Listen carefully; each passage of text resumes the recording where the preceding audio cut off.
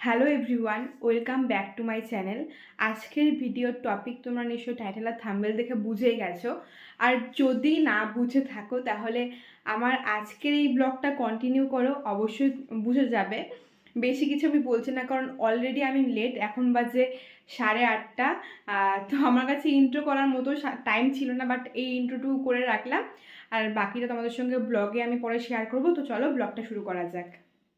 তো ফাইনালি আমরা আমাদের ডেস্টিনেশনে পৌঁছে গেছি। অ্যাকচুয়ালি আমরা এসেছিলাম ফালাকাটাতে। খুব বেশি দূর না, আমাদের বাড়ি থেকে 1 ঘন্টারও কম লাগে এখানে আসতে। অ্যাকচুয়ালি আজকে এই মনজিনিসের কেক শপটার ওপেনিং ছিল, যেটার ওনার ছিল আমার দিদিভাই। তো এই ওপেনিংয়ের পারপাসেই আজকে এই ছোট্ট সেলিব্রেশনের জন্যই আমরা এখানে এসেছি। তো চলো তোমাদেরকে ফার্স্টে দোকানটা ঘুরে দেখাই। তো ফার্স্টে আমি মহারানী দোকানে এন্ট্রি নিচ্ছি, তো সেটার একটু ক্লিপ তোমাদের সঙ্গে শেয়ার করলাম।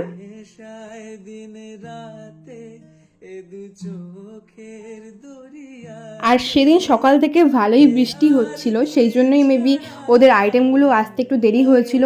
আর আমরা যখন গেছি তখনও পর্যন্ত দোকানে কেক ফেক সাজানো হচ্ছিল। তো মোটামুটি সাজানো কমপ্লিট হয়ে যাওয়ার পরেই কিন্তু আমি ভিডিও ক্লিপটা নিচ্ছি।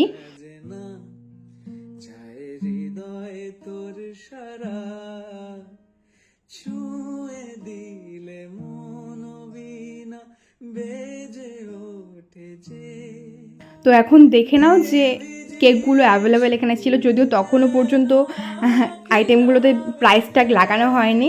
তার আগে আমি ভিডিও ক্লিপগুলো অলরেডি নিয়ে ফেলেছিলাম।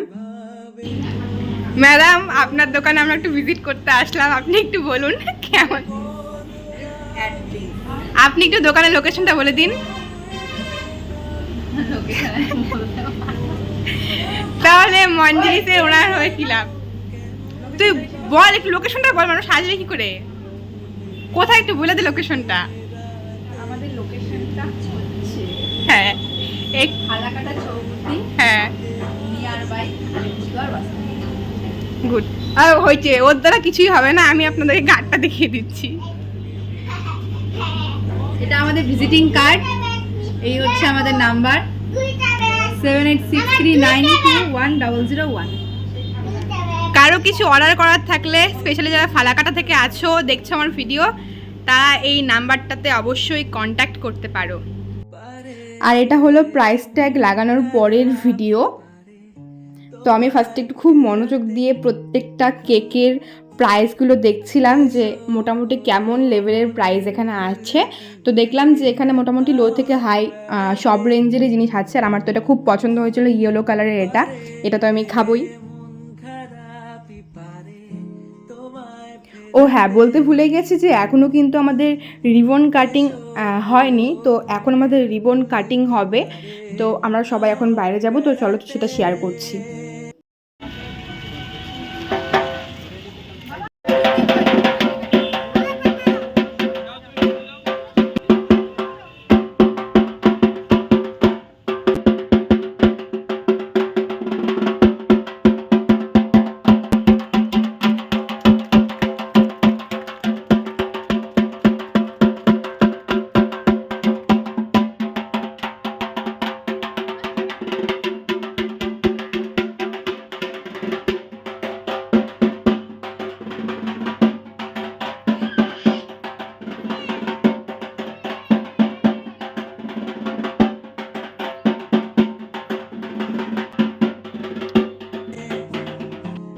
আমাদের রিবন কাটিং হয়ে যাওয়ার পরে এখানে কোল্ড ড্রিঙ্কস ডিস্ট্রিবিউট করা হচ্ছিল। আমি এসে দাঁড়িয়ে পড়েছি কোল্ড ড্রিঙ্কস খাওয়ার জন্য, কারণ প্রচুর গরম ছিল।